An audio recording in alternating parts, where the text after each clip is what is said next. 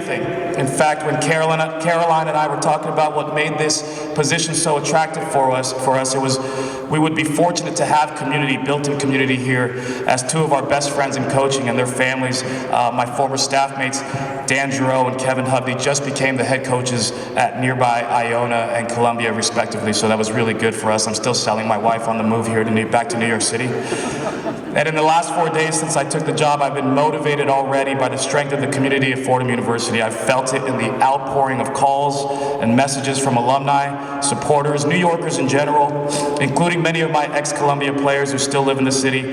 And this world of basketball can be so small. I'll tell you a story. My old associate athletic director from University of San Francisco, Coach Frank Alaco, legendary high school coach in Northern California, happened to be coached by the one and only Frank McLaughlin in high school 40 years ago. And a few days ago, I get a random call from Mr. McLaughlin, who said to tell all of you hello.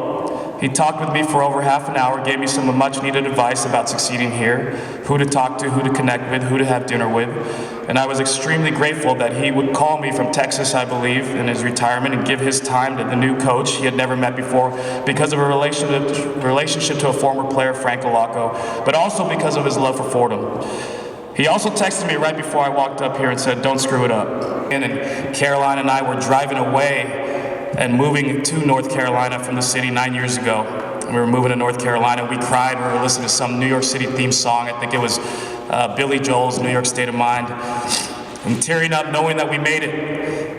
New York is where I got my start in coaching. They say if you can make it here, you can make it anywhere, and I'm living proof of that. You know, it's a great challenge to get to the Atlantic 10. I'm very familiar with the league, just being on the East Coast and having a lot of friends that coach in University of Richmond, and a lot of our coaching tree is there.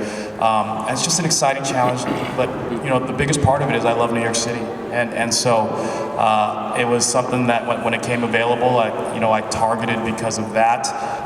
Again, it was a blessing to be hired, but it's, can we scale up, and does our system and program work at this higher level, and can we do what we did at Riverside here in the Atlantic with maybe 4 freshmen and maybe 1 or 2 get to play.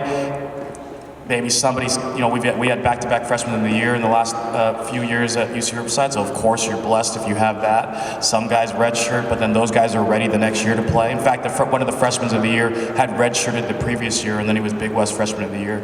So you need a balance of that. Hopefully you're keeping guys and I think Fordham's going to keep guys here a little longer than maybe other university coaches who have innovative minds, I lived with Dan Giroux for a year, and that guy's a creative mind, and Kevin Hovey's the offensive coordinator for Florida in the Final Four, and he's got a brilliant offensive mind. So it would be a challenge. We got to be strategic about scheduling. I love being a part of it. I'm excited about just the pace. And I remember when I was a Southern California guy moving to New York City in 2010, and people here looked at me a little bit like, "Why'd you move from Southern California?" And I go back home after my first year, and they're like, God, you're just like always on the hustle," and it's just like, and it kind of just takes you over the culture. So.